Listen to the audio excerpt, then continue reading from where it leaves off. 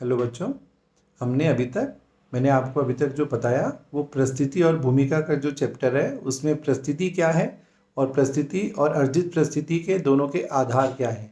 अब हम जो उसी चैप्टर में नेक्स्ट चर्चा करेंगे वो है भूमिका क्या है। भूमिका का अर्थ होता है कि एक व्यक्ति को समाज में जो भी पद मिलता है उस पद के अनुरूप समाज जो उसे अपेक्षा करता है उसके कार्य की, वो उसकी भूमिका कहलाती है। जैसे मैं अगर एक शिक्षक हूँ तो मेरा काम क्या होगा? पढ़ाना। तो पढ़ाना मेरी भूमिका है। एक व्यक्ति डॉक्टर है तो डॉक्टर के अनुसार उसका पद है तो उसकी भूमिका क्या होगी? मरीजों की जांच करना। इसी तरह एक व्यक्ति कोई पायलट है तो उसकी भूमिका क्या है? प्लेन उड़ाना। तो ये सब प्रकार के जैसा पद होगा उस पद के अनुरूप व्यक्ति की भूमिका पहले से तय है। अर्थात अगर मैं कुल मिलाकर देखें तो एक ही व्यक्ति अपने जीवन में कई प्रकार के अनेक पदों को अलग अलग प्रकार से निभाता है और उन्हीं पदों के अनुरूप वो उनमें अलग अलग प्रकार की भूमिकाओं का पालन करता है। जैसे मैं आपको एक सिंपल एग्जांपल दूं कि अगर मैं सुबह अपने माता पिता के पास बैठा हूं उनके बेटे के रूप में, तो मेरा पद वहां एक बेटे का है, तो मेरी भूमिका वहां क्या होगी? केवल उनकी घर के कामों में मदद करना, उनकी सेवा करना। फिर मैं अगर एक शिक्षक हूं, मैं अपने नौकरी पर आ जाता हूं, तो यहाँ मेरी भूमिका होगी कॉलेज में बच्चों को पढ़ाना, वो मेरी मुख्य भूमिका है। इसी तरह शाम को मैं दोस्तों के यहाँ चला जाता हूँ, दोस्तों के घर चला उनके साथ घूमता हूँ, तो वहाँ मेरा पद केवल एक दोस्त का है।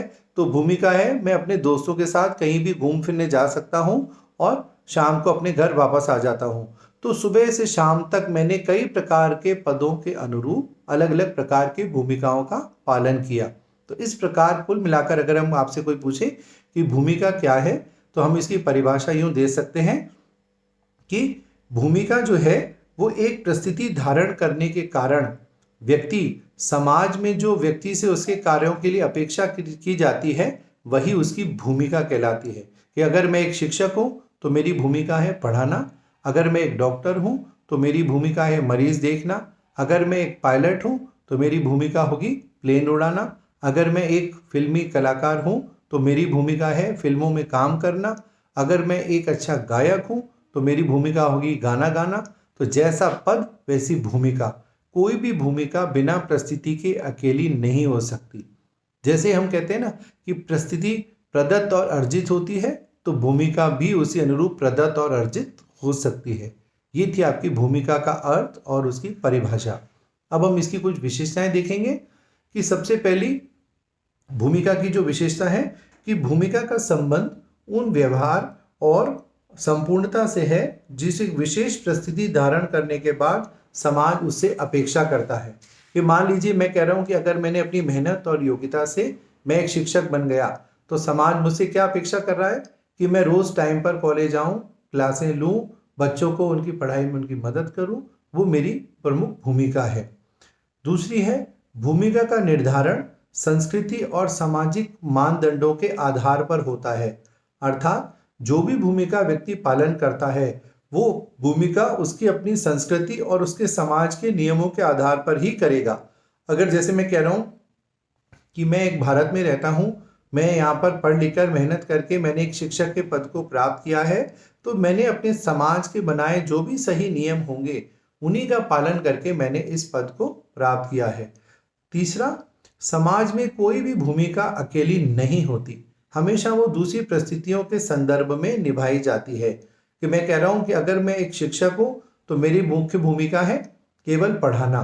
मैं डॉक्टर बन के पेशेंट नहीं देख सकता, मैं पायलट बन के प्लेन नहीं उड़ा सकता, या मैं एक दुकानदार बन के व्यवसाय नहीं कर सकता, क्योंकि जैसा मेरा पद होगा वैसी भूमिका है।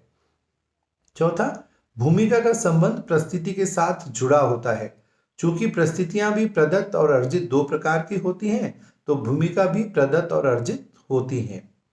नेक्स्ट, भूमिका परिवर्तनशील और गतिशील है। एक ही भूमिका विभिन्न लोगों द्वारा भिन्न भिन्न प्रकार के निभाई जाती हैं।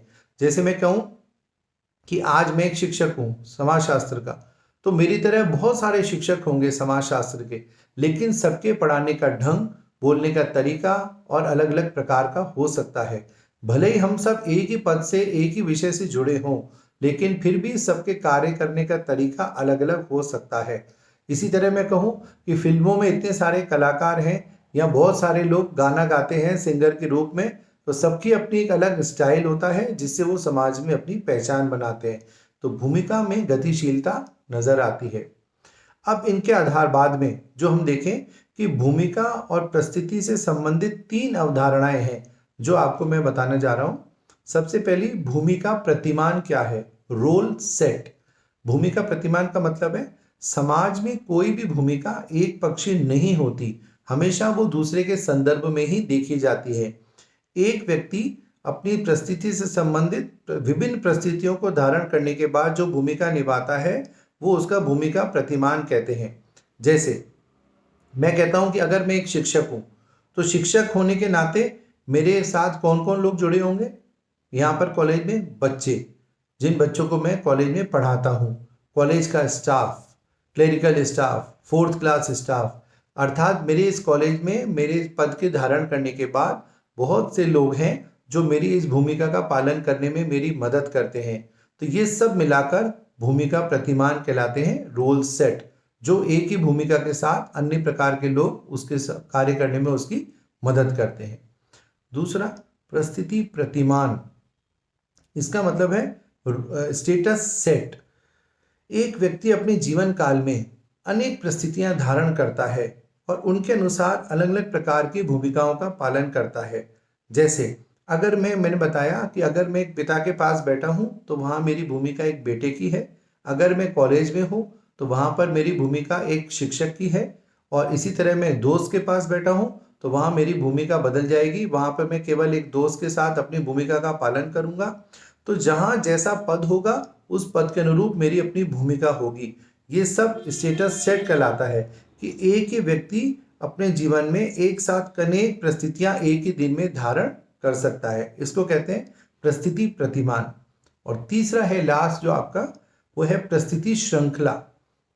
इसका मतलब है कि व्यक्ति एक ही समय में अनेक परिस्थितियां धारण नहीं करता, बल्कि विभिन्न समयों में अलग अलग प्रकार की परिस्थितियां धारण करता है। इसी क्रम से क्रम एक उसकी श्रृंखला बनती जाती है जिसे परिस्थिति श्रृंखला कहते हैं। जैसे अगर मैं कहता हूं कि मैं एक शिक्षक हूं, तो लेकिन कल मैं भी एक छात्र था, मैं भी किसी कॉलेज में पढ़ता था, फिर आज मैं अपनी मेहनत और योग्यता से एक शिक्षक बन गया, फिर उसके बाद यहाँ कॉलेज में मेरे को पद मिला, मैंने बच्चों को पढ़ाना शुरू किया। इसी तरह मैं घर जाता हूँ तो मैं अपने बच्चों का पिता भी हूँ, अपने माता पिता के पास बैठा हूँ तो वहाँ एक पुत्र भी हूँ, शाम के दोस्त के यहाँ चला जाऊँगा तो वहाँ एक दोस्त के रूप में उसका दोस्त भी हूँ। तो ये एक श्रृंखला बन जाती है व्यक्ति के जीवन में, जिसको हम कह सकते हैं परिस्थिति श्रृंखला। ये अलग अलग प्रकार की जहाँ जहाँ जैसी परिस्थिति होगी मुझे अपनी भूमिका का पालन वैसे ही करना पड़ेगा। मैं अपने एक जो शिक्षक के रूप में मेरी मुख्य भूमिका है, तो वहाँ मैं अपने बच्चों के कॉलेज के साथ ज़्यादा उनके साथ हंसी मजाक नहीं कर सकता जो मैं अपने दोस्त के साथ कर सकता हूँ। अगर मैं अपने माता पिता के पास भी बैठा हूँ तो वहाँ भी मुझे अपना ध्यान रखना पड़ेगा। मैं उनके साथ बहुत आदर और सम्मान से बात करता हूँ जो मुझे उनको हमेशा आजीवन देनी पड़ती है। मैं उनके साथ ज़्यादा अलग दोस्त की तरह हंसी मजाक नहीं कर सकता। तो ये 3 चीज़ें हैं आपकी भूमिका प्रतिमान, परिस्थिति प्रतिमान और परिस्थिति श्रृंखला। तो ये आपका एक चैप्टर था आपका परिस्थिति और भूमिका। Thank you.